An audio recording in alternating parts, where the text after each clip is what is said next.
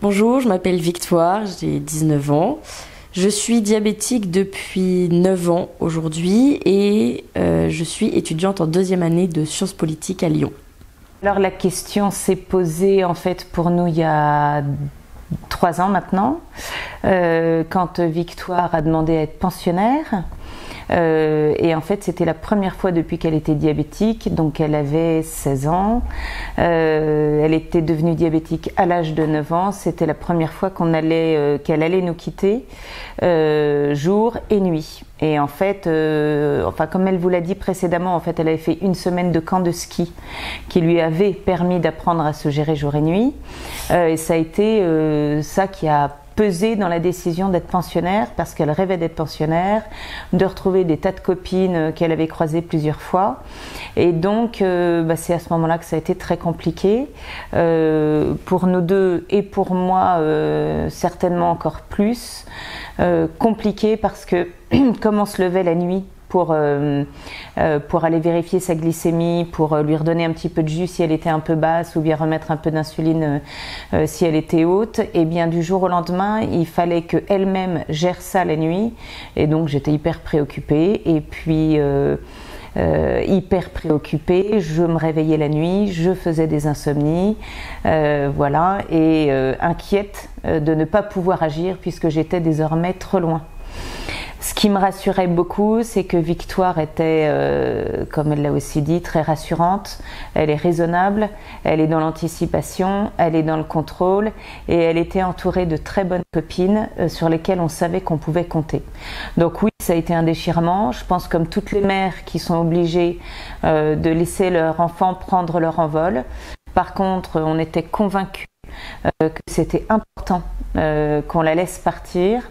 On l'a fait très volontiers, vraiment avec beaucoup de confiance et beaucoup d'angoisse. Voilà.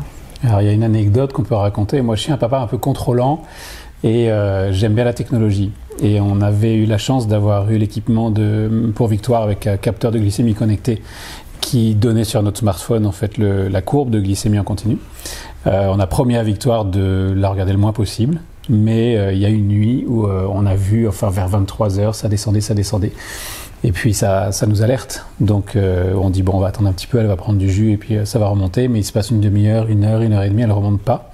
On ne sait pas si elle dort ou voilà. Et donc vers minuit et demi, je crois, on a dérangé le pensionnat et on a réussi à faire que quelqu'un aille dans sa chambre. Et c'est vrai qu'elle était un peu dans les vapes, mais elle venait de bois. Et en fait, c'est vrai que c'est difficile de lâcher.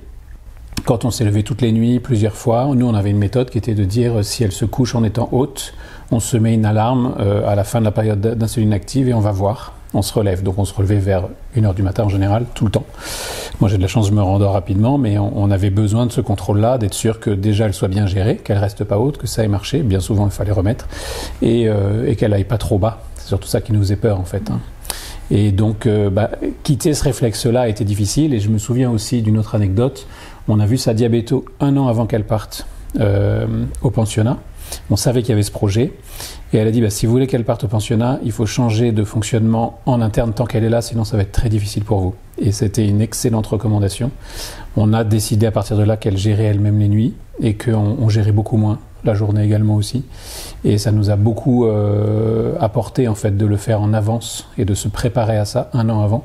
Ce qui fait que du coup la transition a été un petit peu plus douce.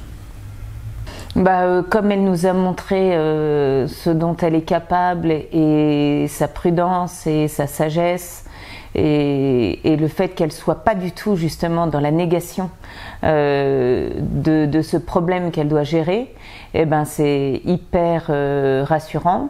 Après, moi j'ai déjà regardé les billets d'avion, les vols, le temps qu'il faut pour la rejoindre au cas où. Et on anticipe humblement, on essaye d'anticiper un maximum de tout ce qu'elle va avoir à vivre pour lui simplifier la vie.